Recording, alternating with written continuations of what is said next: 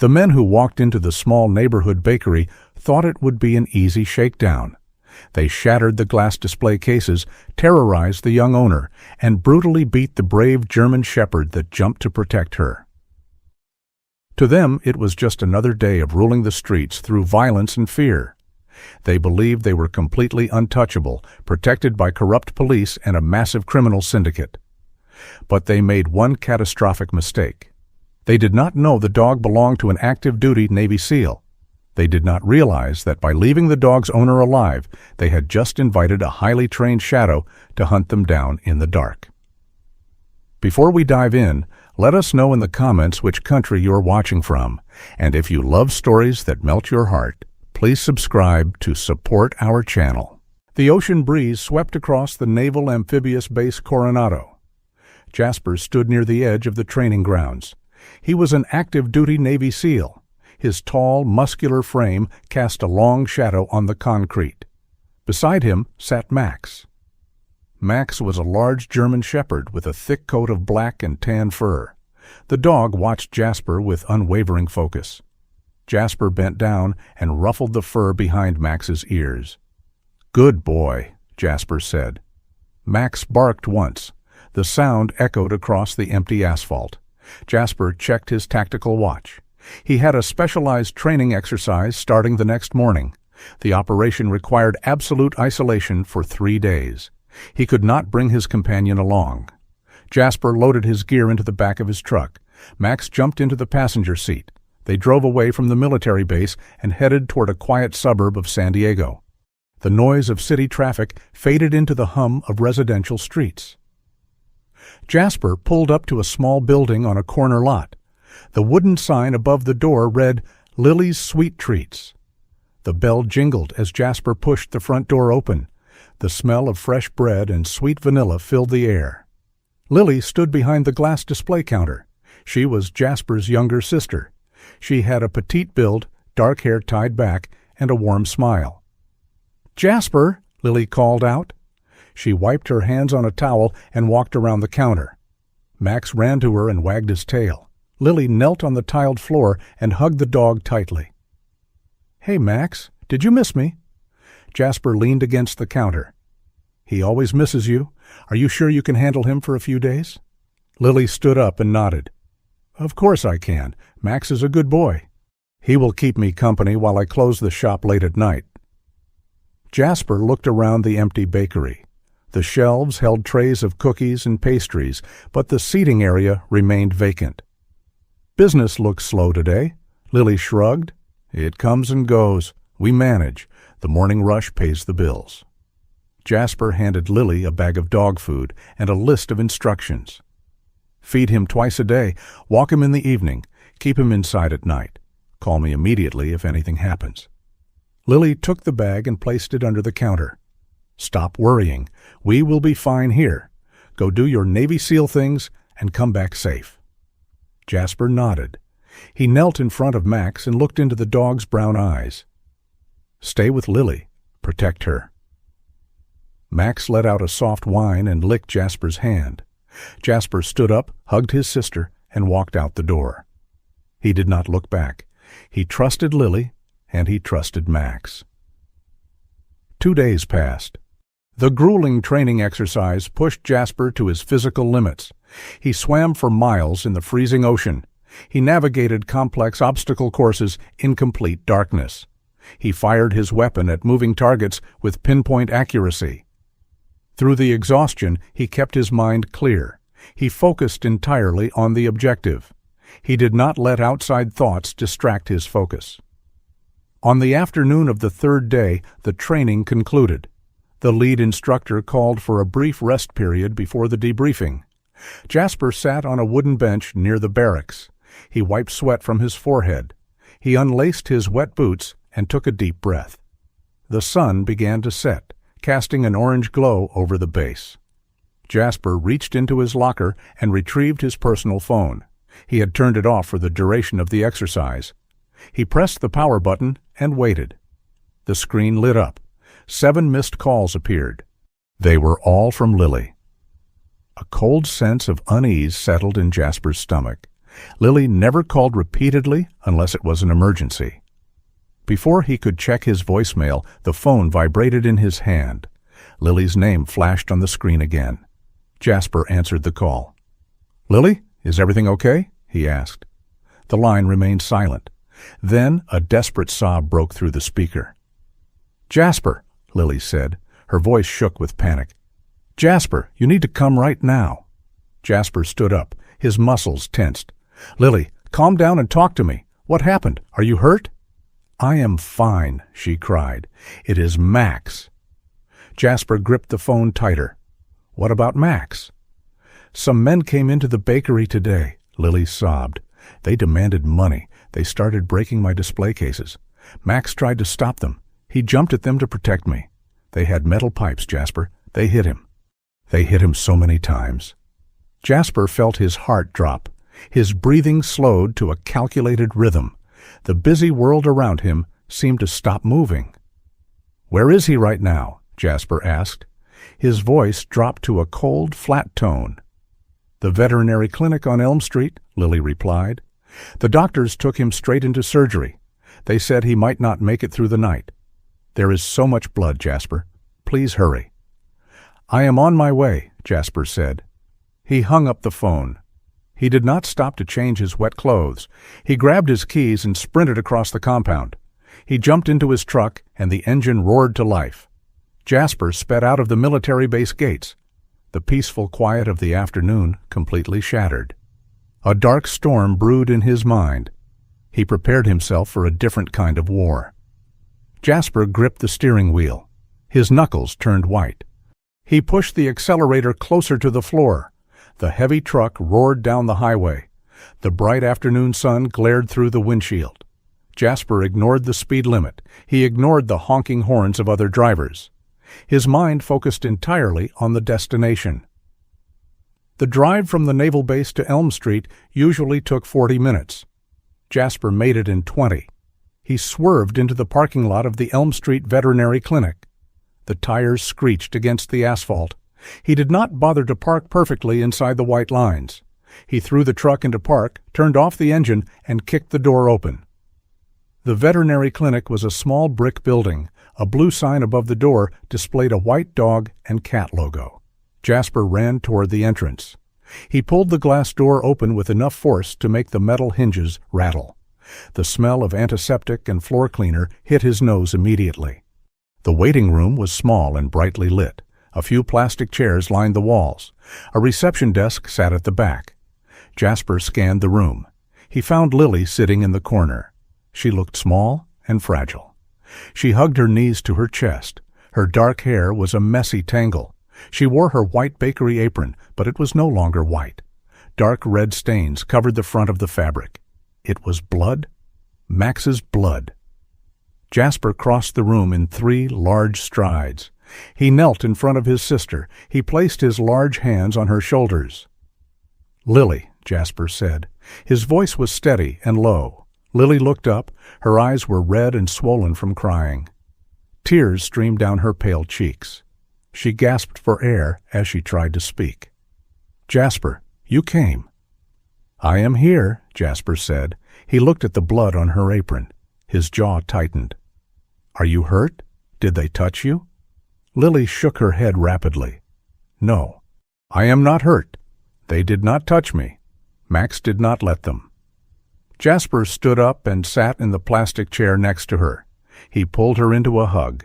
She buried her face in his shoulder and cried. Jasper let her cry for a minute. He needed her to calm down so she could give him a clear report.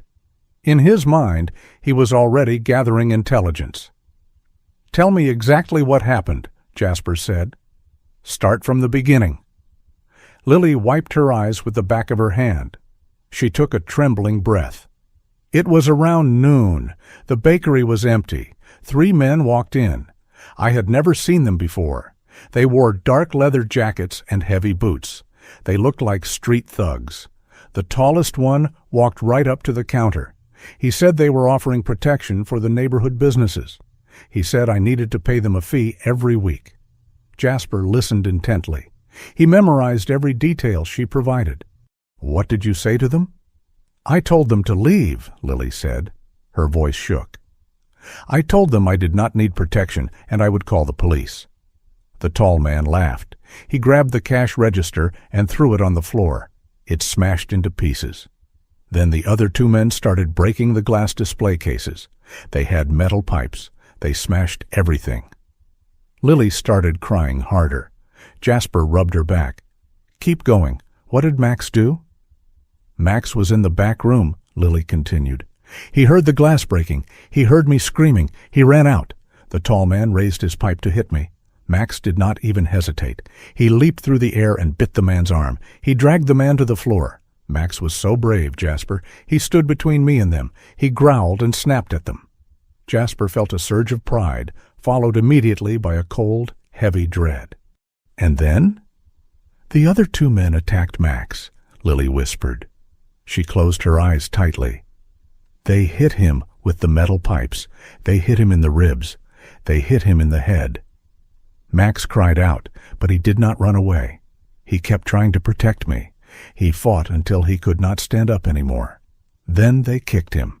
The tall man yelled at me. He said they would come back tomorrow for the money. Then they left.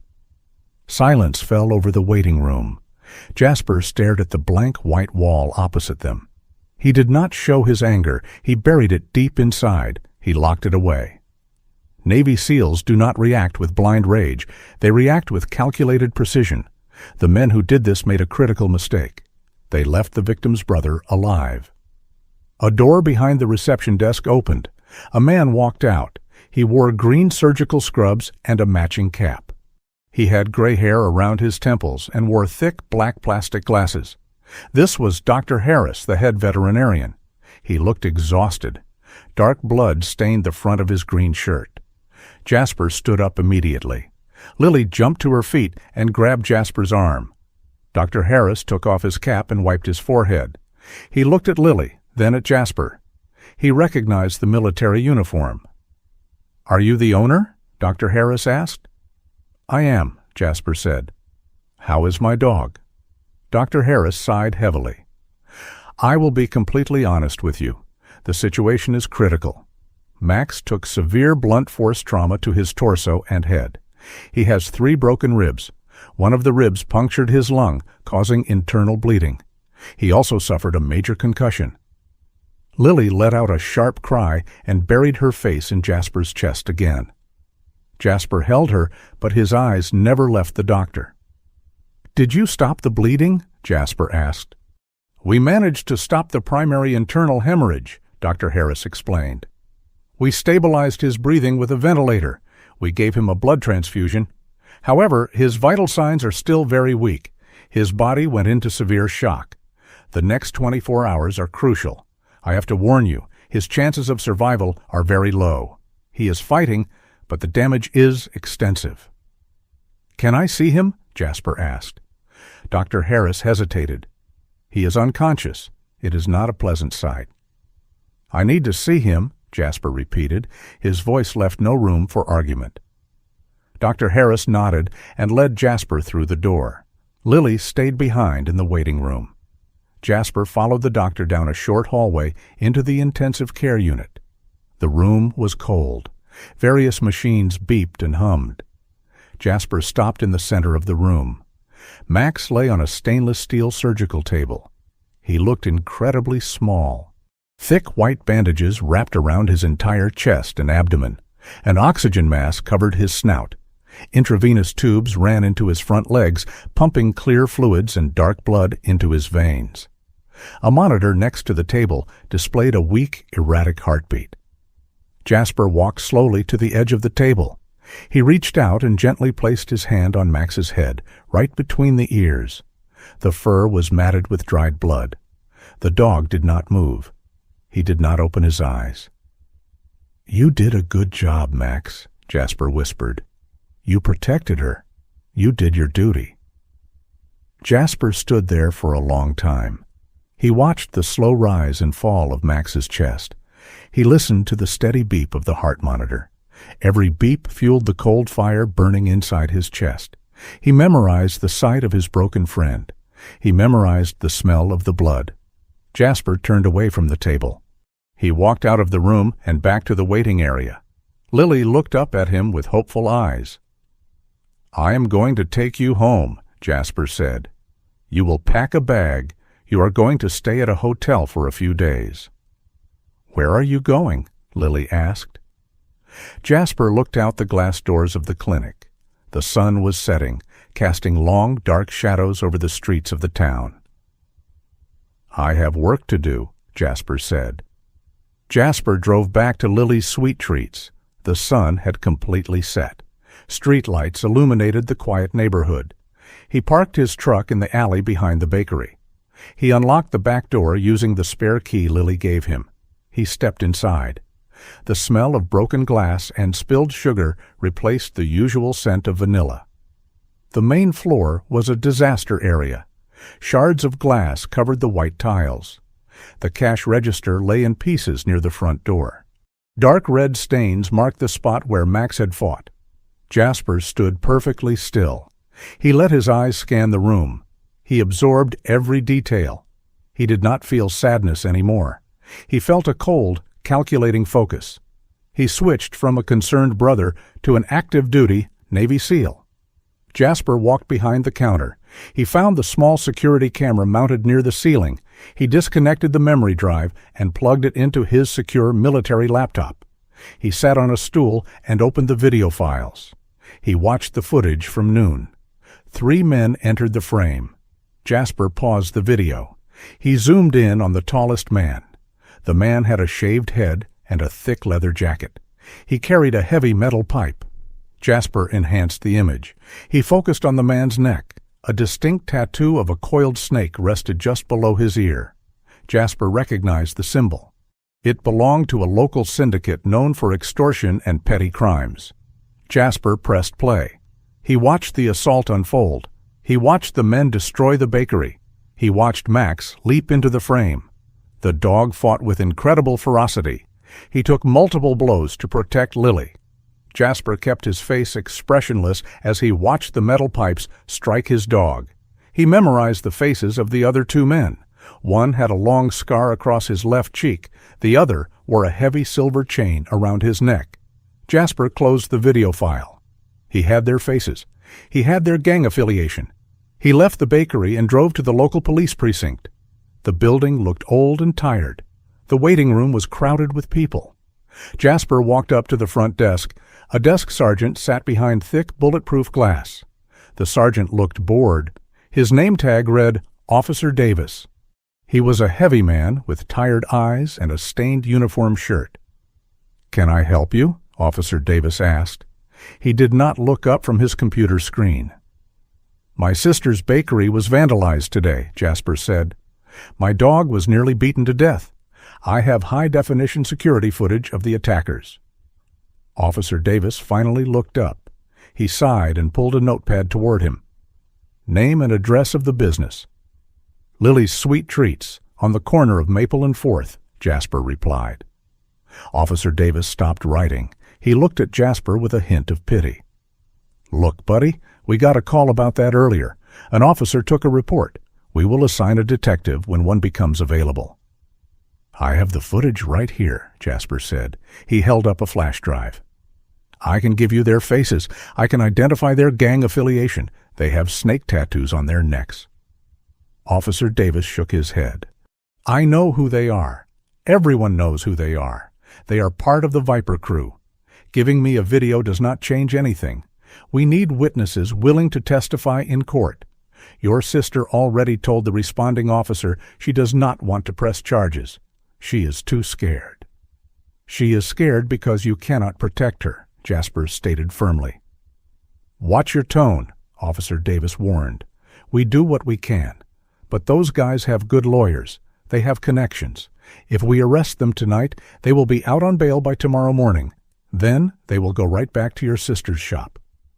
Jasper stared at the officer. He saw defeat in the man's eyes. The system was broken. The police were too slow and too restricted by red tape. Jasper understood the reality of the situation. He took his flash drive back and put it in his pocket. "Thank you for your time," Jasper said.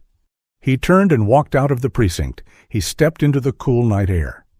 The police would not help. They could not help. Jasper accepted this fact without hesitation. He did not need a badge. He did not need a courtroom. He had his own set of rules. Jasper drove back to his apartment. He unlocked the door and walked straight to his bedroom. He opened a heavy steel footlocker at the foot of his bed. Inside lay his personal tactical gear. He pulled out a black tactical vest, dark cargo pants, and a black long-sleeve shirt. He laid them on the bed. He reached deeper into the locker and pulled out a small encrypted communication device. He grabbed a pair of high-grade night vision goggles. He selected a fixed-blade combat knife and secured it to a tactical belt. He did not pack any firearms. A gun made too much noise. A gun attracted police attention. Jasper preferred the quiet approach. He wanted to dismantle the gang piece by piece. He wanted them to feel the same fear they inflicted on Lily and Max. He changed into his tactical clothing. The dark fabric absorbed the light. He looked at his reflection in the mirror. He was no longer a brother or a dog owner. He was a shadow. He was a hunter. Jasper opened his laptop one more time. He accessed a restricted military database. He ran a facial recognition search on the 3 men from the video. Within minutes, the system provided names, known addresses, and associated vehicles. They rode customized motorcycles. The system also highlighted a known Viper Syndicate warehouse near the San Diego shipyards. Jasper memorized the coordinates. He closed the laptop. He checked the edge of his combat knife. It was razor sharp. He adjusted the straps on his tactical vest. Every piece of equipment sat perfectly in place. Nothing rattled. Nothing shined. He took a slow, deep breath, regulating his heart rate. Navy SEALs operated best in the dark. They owned the night. He secured his gear and walked out of the apartment. He did not take his truck. His truck was too recognizable. He walked 3 blocks and rented a generic dark sedan using a prepaid card. He drove toward the industrial district. The streets grew darker and more deserted. The smell of salt water and rust filled the air. Jasper parked the sedan 2 blocks away from the target location. He turned off the engine and sat in the darkness. The hunt had officially begun. The rented sedan idled in the shadows. Jasper watched the front door of a local dive bar. The neon sign buzzed loudly against the brick wall. It was past midnight. The heavy wooden door opened. 3 men walked out onto the sidewalk. Jasper recognized them immediately. They were the men from Lily's bakery. The tall man with the snake tattoo led the group. He walked with an arrogant swagger. The other 2 followed closely behind him. They climbed onto 3 customized motorcycles. The engines roared to life, shattering the quiet night. They sped down the street in a tight formation. Jasper put the sedan in gear and followed. He stayed 3 blocks behind them. He did not use his headlights. He relied on the street lamps and his military driving training. The motorcycles headed toward the San Diego shipyards. The area was a massive maze of old warehouses, chain-link fences, and rusted shipping containers. The smell of salt water and diesel fuel hung heavy in the damp air. The men turned down a narrow alley and parked inside a large corrugated metal building.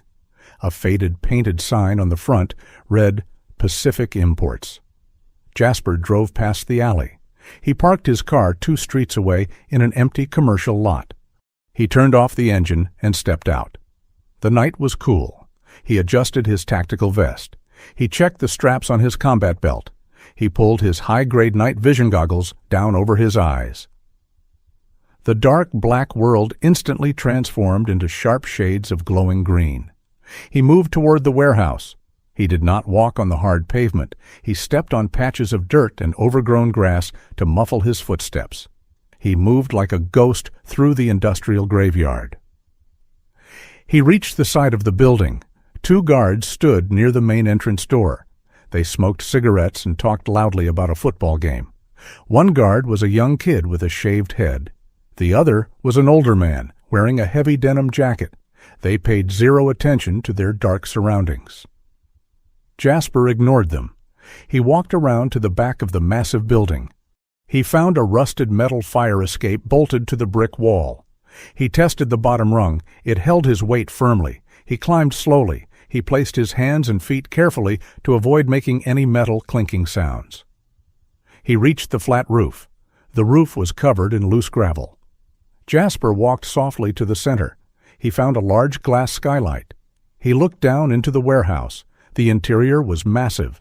Wooden crates and metal shipping containers filled the open floor space. Stolen flat-screen televisions, expensive car parts, and boxes of designer liquor sat stacked high in the corners. He needed to get inside. He inspected the skylight frame. The latch was old and brittle. He took out his combat knife. He wedged the thick steel blade under the lock and applied slow pressure. The lock snapped with a very soft click. He lifted the glass panel and pushed it wide open.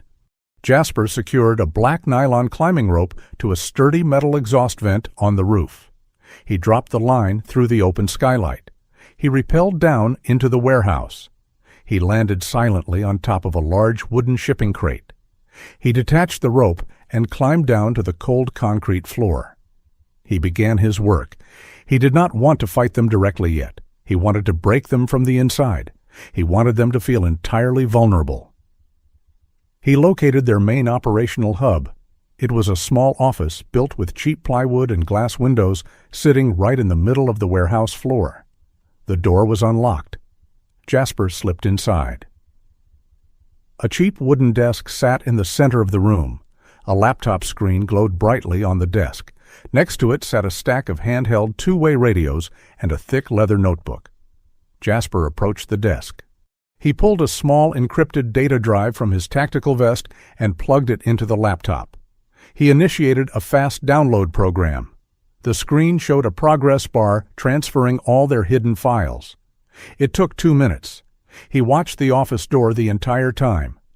He listened to the distant, muffled voices of the guards outside. While the data copied, he grabbed the thick notebook. He flipped through the pages.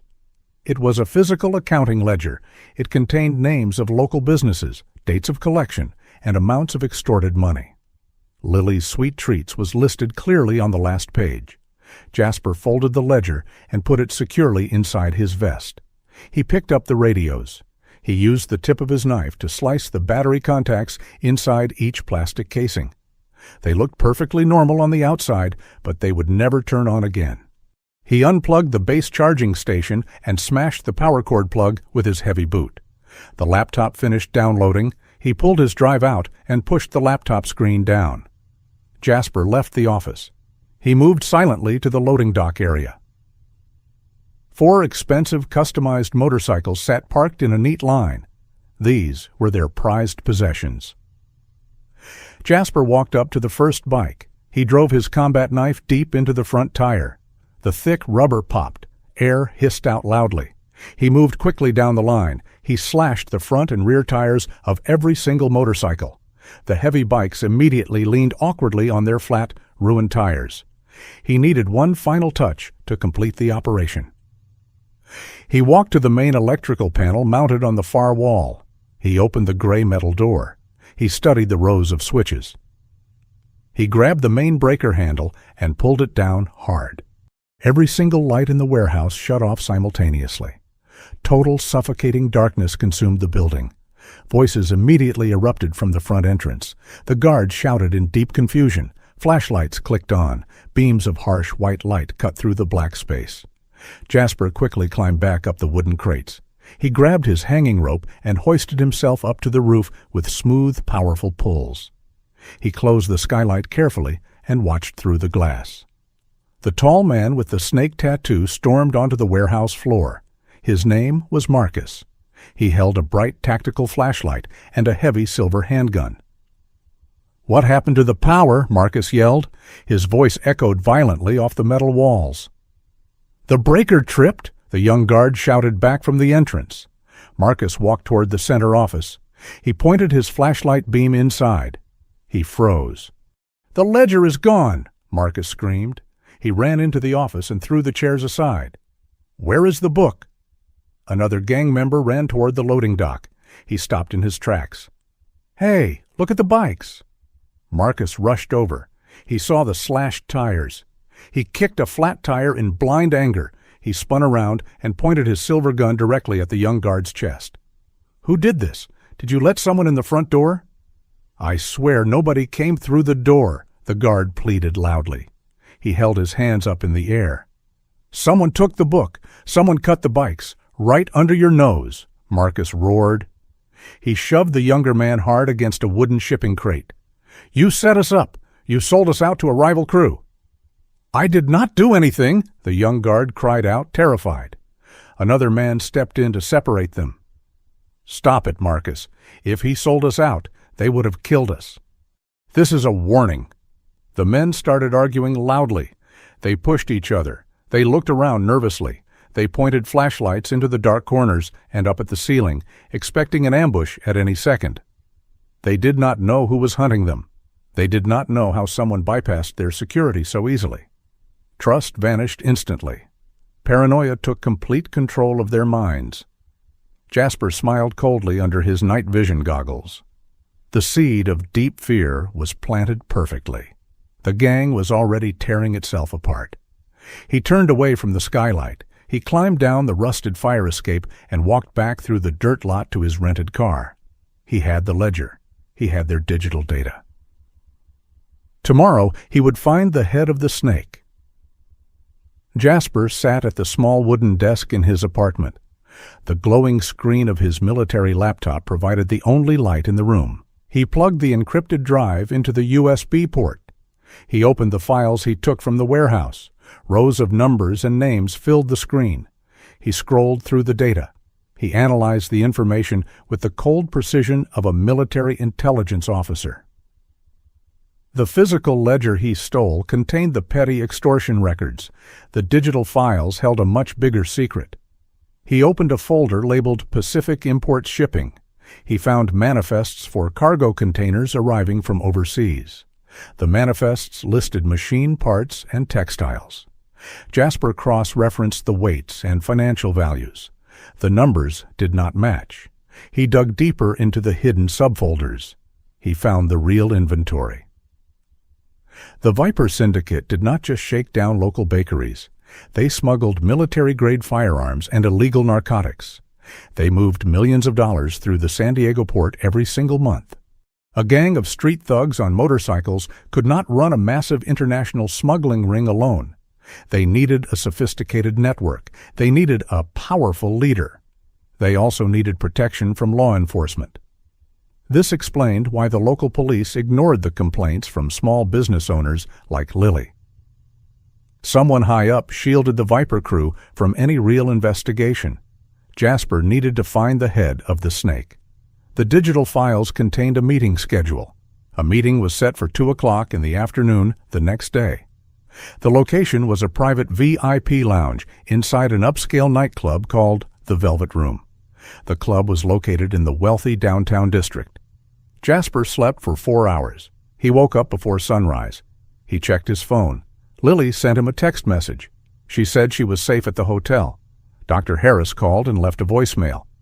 The doctor said Max survived the night. The dog was still very weak, but his vital signs had stabilized slightly.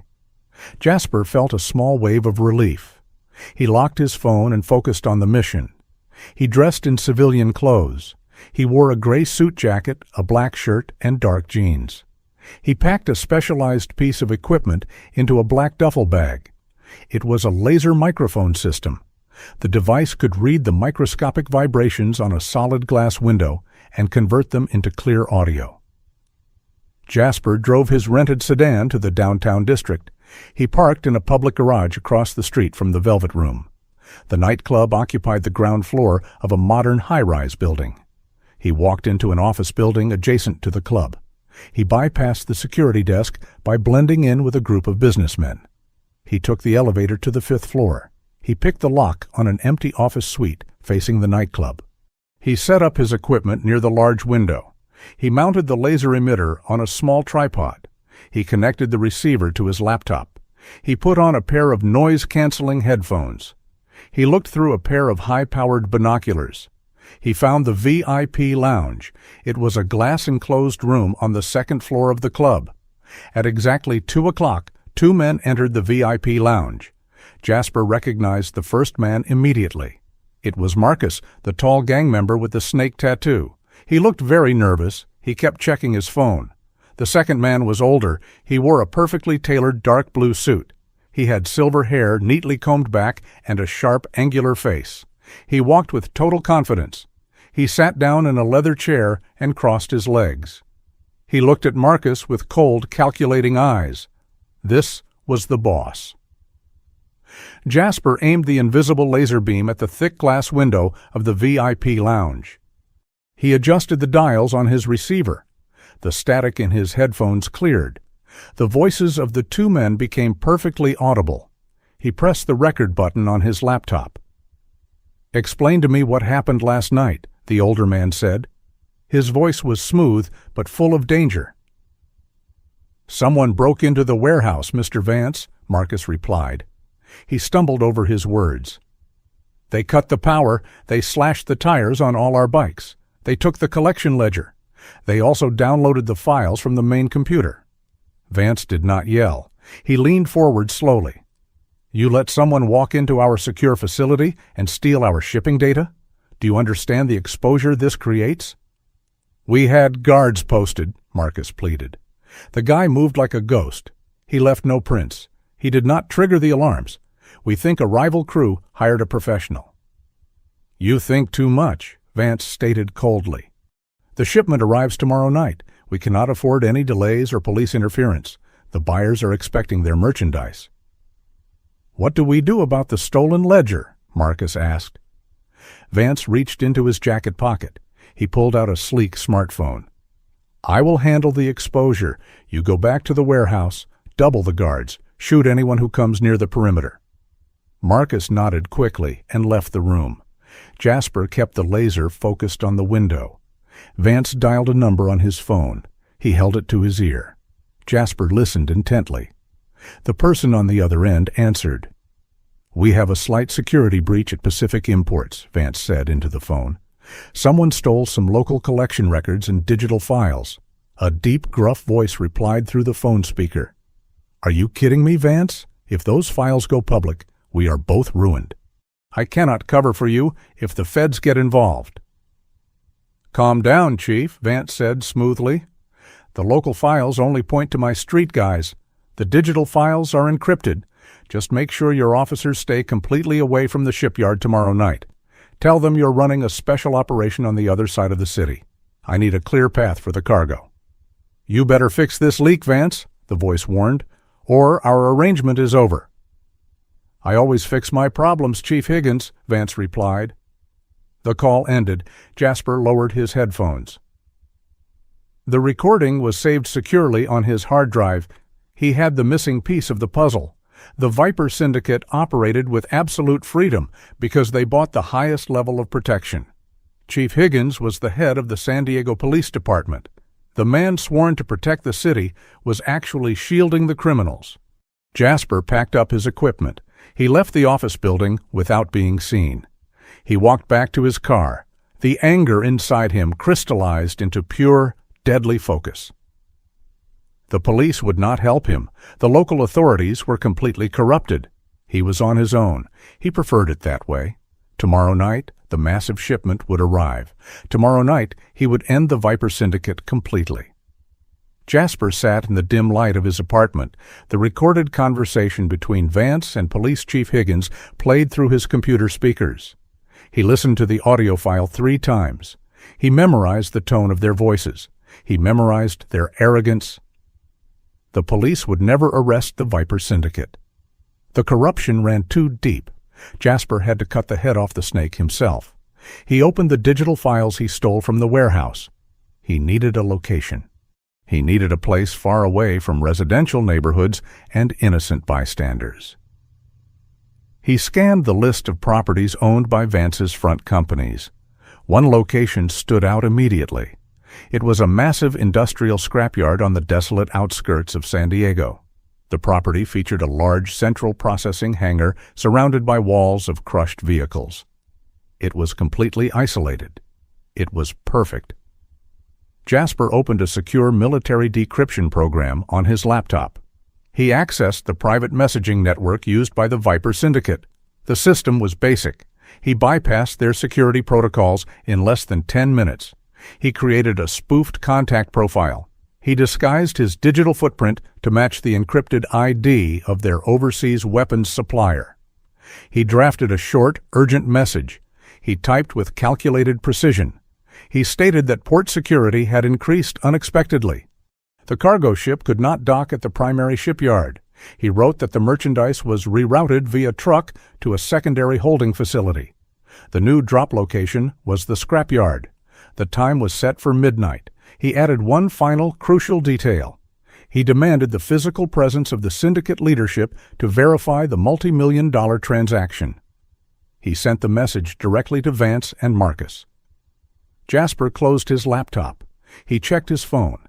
Dr. Harris had sent a brief text update. Max was awake. The dog was still in immense pain, but his fighting spirit remained strong. Jasper looked at the screen. He pictured Max defending Lily. He channeled that unwavering loyalty into his mission. He packed his gear. He checked his tactical vest, his combat knife, and his night vision goggles. He added a few specialized tools to his duffel bag. He included heavy steel padlocks, thick zip ties, and small remote explosive charges designed for disabling electrical boxes. He drove to the scrapyard just as the sun began to set. The area was a desolate wasteland of rusted metal and broken glass. High chain link fences topped with razor wire surrounded the perimeter. Jasper picked the lock on the front gate and drove his rented sedan inside. He parked the car out of sight behind a mountain of crushed sedans. He walked toward the central processing hangar. The building was massive. It was built with thick steel beams and corrugated iron sheets. The main entrance featured two heavy sliding steel doors. Jasper inspected the tracks. He lubricated the metal wheels to ensure they would move quickly.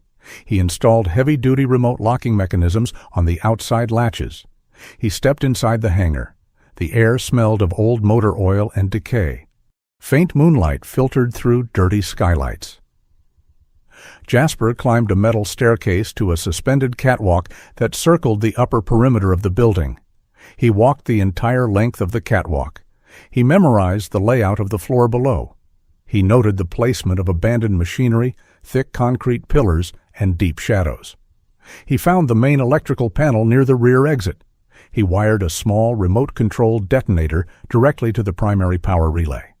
A single press of a button would destroy the relay and plunge the entire building into absolute darkness. Jasper spent the next 3 hours preparing the battlefield. He sealed every secondary exit. He locked the side doors from the outside. He created a single point of entry and completely removed the option of retreat. He built a cage. Midnight approached. The desert air grew cold. Jasper stood on the catwalk, completely hidden in the shadows. He wore his black tactical gear. His night vision goggles rested on his forehead. He held the remote control detonator in his left hand. The sound of heavy engines broke the silence. Headlights swept across the rusted cars outside. 3 large black SUVs drove through the open front gates. They rolled slowly toward the main hangar. The tires crunched over the gravel. The vehicles entered the massive building and parked in the center of the open floor. The engines shut off. The doors opened. 10 men stepped out. They were all heavily armed. They carried assault rifles and tactical shotguns. Marcus stepped out of the first vehicle. He looked around nervously. He held his weapon tight against his chest. The rear door of the second SUV opened. Vance stepped out. He wore a dark wool coat over his expensive suit. He looked at his gold wristwatch. He frowned. He looked around the empty hangar. There were no shipping containers. There were no delivery trucks. There was no overseas supplier waiting for them. "Where is the merchandise?" Vance demanded. His voice echoed loudly against the steel walls. Marcus stepped forward. "They said midnight, Mr. Vance. We are right on time." Vance narrowed his eyes. He looked up at the dark corners of the building. His criminal instinct kicked in. A cold sense of dread washed over his face. He realized the fatal error. "This is a setup," Vance shouted. "Get back in the cars, now!" The armed men scrambled toward the vehicles. They raised their weapons and aimed them blindly into the shadows. Jasper did not hesitate. He pressed the first button on his remote. The heavy remote locking mechanisms engaged. The massive steel doors of the hangar slammed shut with a deafening metallic crash. The sound shook the floor. The heavy steel padlocks snapped into place on the outside. The men jumped. Several of them fired their rifles in panic. The bullets sparked harmlessly against the thick steel walls.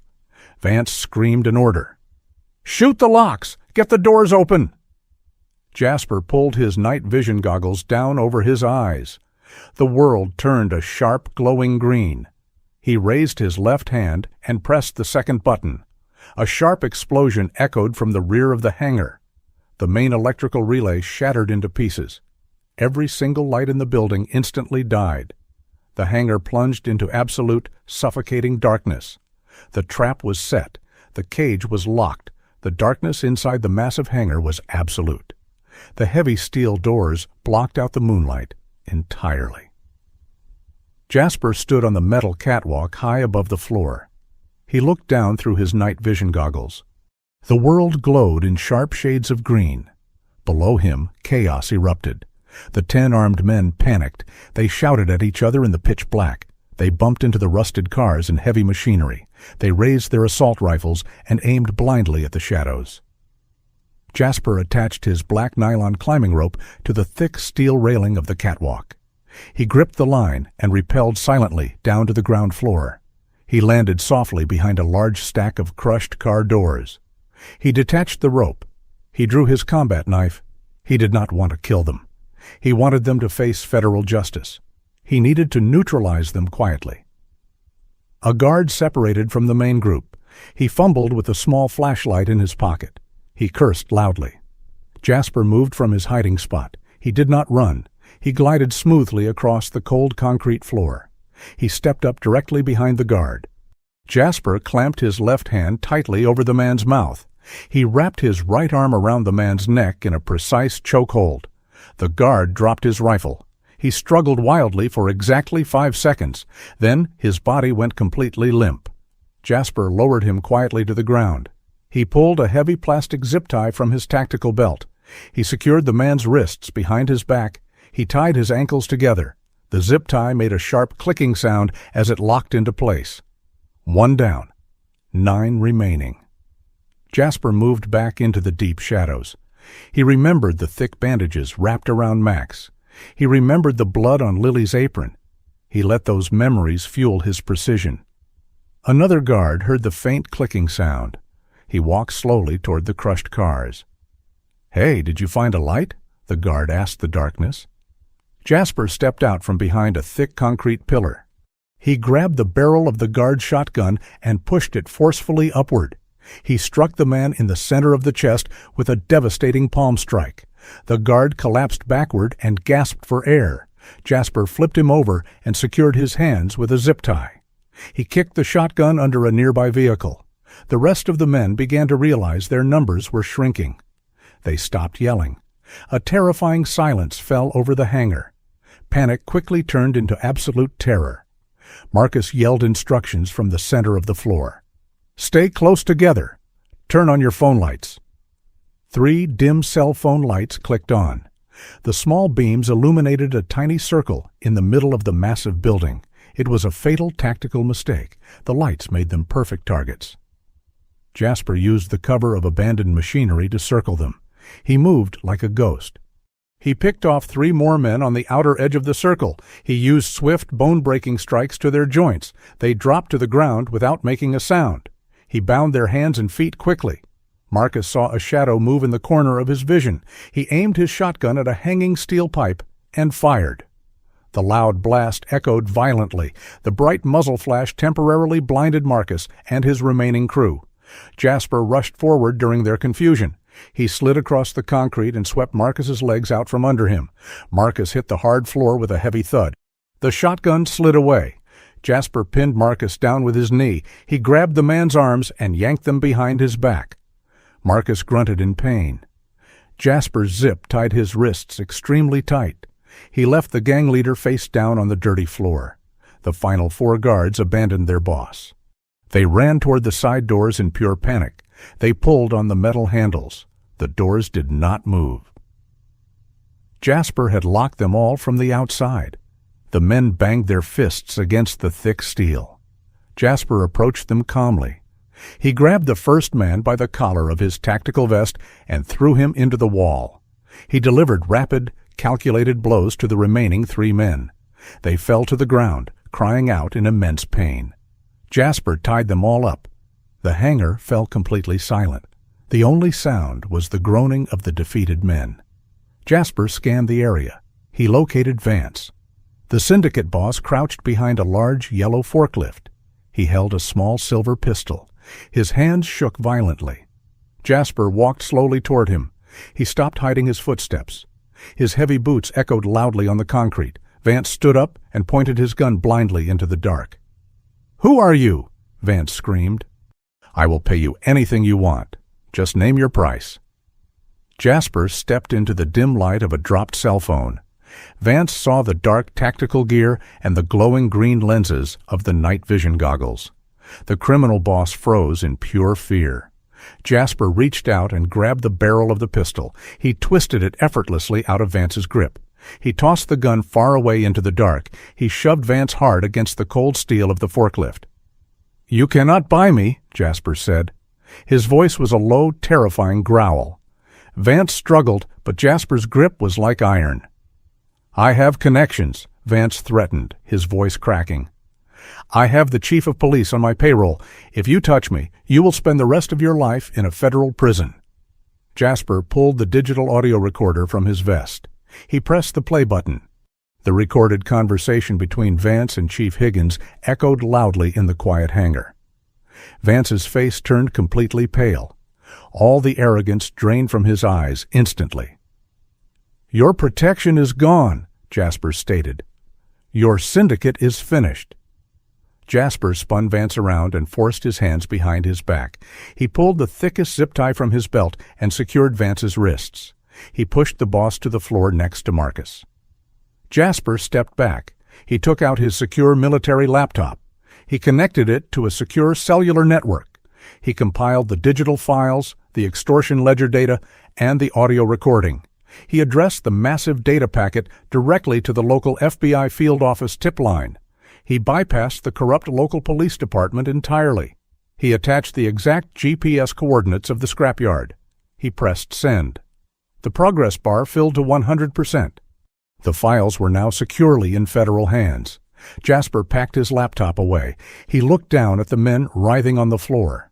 They were broken. They would spend decades behind bars. Jasper climbed the metal stairs back to the catwalk. He exited through a roof hatch he had left unlocked. He climbed down the side of the building and walked back to his rented sedan. The night air felt clean. He started the engine and drove away into the dark. The morning sun rose over the city of San Diego. The local news stations interrupted their regular programs to broadcast breaking news. Heavily armed FBI agents raided the Pacific Imports warehouse and the desolate scrapyard simultaneously. They arrested Marcus, Vance, and every single member of the Viper Syndicate. The federal agents did not stop there. They also raided the downtown police headquarters. They escorted Police Chief Higgins out of the building in handcuffs in front of dozens of cameras. The massive smuggling ring collapsed entirely overnight. Jasper sat in his quiet apartment. He watched the news broadcast on his small television. He drank a cup of hot black coffee. The mission was a complete success. He turned off the television. He walked to his bedroom and packed his tactical gear back into the heavy steel footlocker. He wiped down his night vision goggles. He cleaned the blade of his combat knife. He locked the footlocker and pushed it under his bed. He changed into a clean white t-shirt, blue jeans, and a pair of worn leather boots. He left his apartment and drove his personal truck back to the quiet suburb. The neighborhood looked completely different in the bright morning light. The heavy air of fear had completely vanished. He parked his truck in the alley behind Lily's Sweet Treats. He walked around to the front of the bakery. 2 men from the neighborhood were already there. They held large push brooms. They swept the broken glass off the sidewalk. Another neighbor carried the shattered pieces of the display cases to the dumpster. Lily stepped out of the bakery front door. She wore a clean apron. She held a tray of fresh coffee cups for the volunteers. She smiled brightly when she saw the neighbors helping. Then she saw Jasper. She set the tray down on a small table and ran to him. She hugged him tightly. "Did you see the morning news?" Lily asked excitedly. "I saw it," Jasper replied calmly. "They are gone," she said, her eyes filled with happy tears. "The police chief, too. The FBI took all of them away. The whole neighborhood is talking about it. The nightmare is over." "The neighborhood is safe now," Jasper stated. "You can open the shop again." "Thank you," Lily whispered. "I know you had something to do with this." Jasper did not confirm or deny her statement. He just nodded slowly. "I need to go see Max." "Tell him I love him," Lily said. Jasper left the bakery and drove to the Elm Street Veterinary Clinic. The morning traffic moved slowly. Jasper felt a strange mix of deep exhaustion and profound relief. The private war was over, but he still needed his partner back. He parked his truck and walked into the clinic. The waiting room was empty and quiet. The smell of antiseptic felt familiar and comforting now. The receptionist behind the desk smiled warmly at him. She immediately picked up the phone and called Dr. Harris. A minute later, Dr. Harris walked through the double doors. He wore clean green scrubs. He looked exhausted, but very happy. He extended his hand. Jasper shook it firmly. "You look like you have not slept in days," Dr. Harris said. "I had some errands to run," Jasper replied. "How is my dog?" Dr. Harris smiled widely. "He is a true fighter. The internal bleeding has completely stopped. His breathing is steady and strong. His vitals look great. He woke up 2 hours ago." A massive, heavy weight lifted from Jasper's chest. He took a deep breath. "Can I see him?" "Follow me," Dr. Harris said. They walked down the short hallway into the recovery ward. The room was warm and quiet. Jasper looked at the metal cages lining the far wall. Dr. Harris stopped in front of the largest cage on the bottom row. Max lay on thick, soft blankets. Clean, white bandages still wrapped tightly around his chest and abdomen. The oxygen mask was gone. The intravenous tubes were removed. Jasper knelt on the floor. He unlatched the metal cage door and opened it wide. Max opened his eyes. The brown eyes were tired and cloudy, but they focused immediately on Jasper. The dog let out a soft, low whine. He tried to lift his heavy head. "Stay down, buddy," Jasper whispered softly. Jasper reached out and gently stroked the thick fur on Max's head. The dog leaned his weight heavily into Jasper's warm hand. Max's tail thumped weakly against the blankets. It was a slow, steady rhythm. Thump, thump, thump. "He knew you would come back," Dr. Harris said from the doorway. "He is a good soldier," Jasper said. He held the line. Jasper sat directly on the cold floor next to the open cage. He did not care about the hard tile. He did not care about his lack of sleep. He watched Max breathe.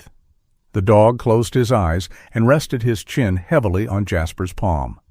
The bond between them was forged in quiet moments and tested in extreme violence. Max had protected Lily without a single moment of hesitation. Jasper had dismantled a dangerous criminal empire to avenge that pure loyalty. The Viper Syndicate thought they could terrorize innocent people. They thought they owned the city streets. They forgot that every action has a severe consequence. They woke up the wrong man. They hurt the wrong dog. Jasper stayed at the clinic for 2 more hours. He talked softly to Max. He promised him long walks on the beach and thick, juicy steaks. Max listened to the deep, familiar voice. The dog fell into a deep, healing sleep. Dr. Harris returned with a medical clipboard. "He needs to stay here under observation for 3 more days. After that, he can go home with you. He will need a lot of strict bed rest." "He will get all the rest he needs," Jasper promised. Jasper stood up. He walked out of the clinic and stepped into the bright morning sunlight. He looked up at the clear blue sky. The ocean breeze smelled fresh and clean. He walked to his truck. He opened the door and climbed inside. He started the engine. For the first time in days, Jasper smiled a real smile. He put the truck in gear and drove toward the naval base. His training exercise was over. His real mission was a total success. He was ready to go back to his regular duties. Most importantly, he was ready to bring his best friend home. Jasper and Max's journey teaches us a profound lesson about the unbreakable bond of loyalty and the true meaning of justice. From my perspective, true strength is not measured by the weapons you carry or the power you hold, but by the courage to stand up for the innocent when the rest of the world looks away. Max stood his ground against overwhelming odds to protect Lily, and Jasper used his skills to dismantle a corrupt system, ensuring that true justice was served. It reminds us that even in the darkest shadows, the light of unwavering love and dedication can expose the worst of evils and bring peace back to our communities. May God bless you and your loved ones with the courage to always do what is right, and may He protect all the loyal companions who bring light into your life. If you believe in the power of loyalty and the triumph of justice, please comment Amen below. If this story touched your heart, please share it with your friends and family. Leave a comment to let us know your thoughts, and do not forget to subscribe to the channel for more inspiring and powerful stories.